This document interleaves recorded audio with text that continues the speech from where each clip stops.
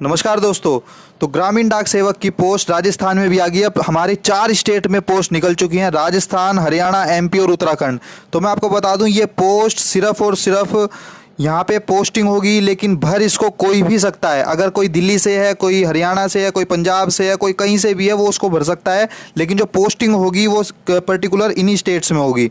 तो मैं आपको बता दूं, राजस्थान में 3262 पोस्ट है, हरियाणा में 608 है, एमपी में 2834 है और 724 यूके में है, उत्तराखंड में है। तो मैं आपको एक चीज़ और बताना चाहता हूं कि इस वीडियो को पूरा देखना, क्योंकि एक एक चीज़ बड़ी फ़ायदेमंद होगी आपके लिए। एज क्राइटेरिया, एजुकेशन वगैरह सब बताऊंगा मैं इसमें। तो जो राजस्थान में पोस्ट निकली है उसकी लास्ट डेट है 21 जुलाई। ध्यान से सुनना दोस्तों, 21 जुलाई उसकी लास्ट डेट है। और हरियाणा, एमपी, उत्तराखंड, इन तीनों की लास्ट डेट है 7 जुलाई। 7 जुलाई से आपको ये फॉर्म भरना है। अब आपका सिलेक्शन कैसे होगा? सिलेक्शन का प्रोसेस मैं बता देता हूं कि इसमें कोई भी एग्जाम नहीं है, कोई फिजिकल नहीं है, कोई इंटरव्यू नहीं है, कोई टाइपिंग नहीं है। आपका जो सिलेक्शन होगा वो सिर्फ और सिर्फ आपके 10th के मार्क्स के बेस पे होगा।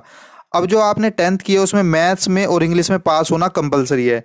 अगर आप मैथ्स और इंग्लिश में पास नहीं है तो आपका वो फॉर्म रिजेक्शन में डाल सकते हैं। लेकिन अगर आपके मैथ्स और इंग्लिश में प्रॉपर पास है तो उसमें कोई दिक्कत नहीं है। अब बात करते हैं कि पोस्ट कौन कौन सी हैं। एक पोस्ट है ब्रांच पोस्ट मास्टर की, और एक पोस्ट है असिस्टेंट ब्रांच पोस्ट मास्टर की, और एक है ग्रामीण डाक सेवक की।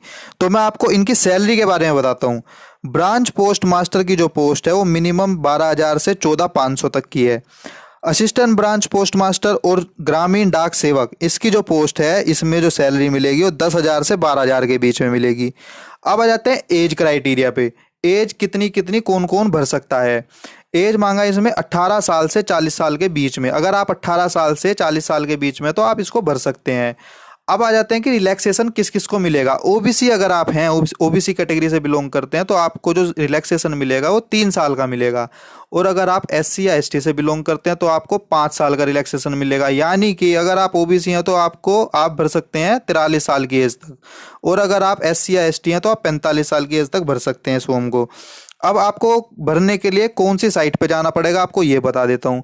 आपको ऑनलाइन फॉर्म भरना है और appost.in पे जाना है। appost.in इस पे जाना है। वहाँ पे रजिस्ट्रेशन का लिंक होगा, ब्लू कलर का टिक बन रहा होगा, उस पर क्लिक करना है। आपको पूरा फॉर्म भरना है, फिर आपको फीस पेमेंट करना है, आपका फॉर्म कंप्लीट हो जाएगा। उस फॉर्म का प्रिंट आउट लेके आप जरूर रख लेना, क्योंकि फर्दर जब आपका सिलेक्शन होगा तब आपको इसकी काफ़ी रिक्वायरमेंट पड़ेगी।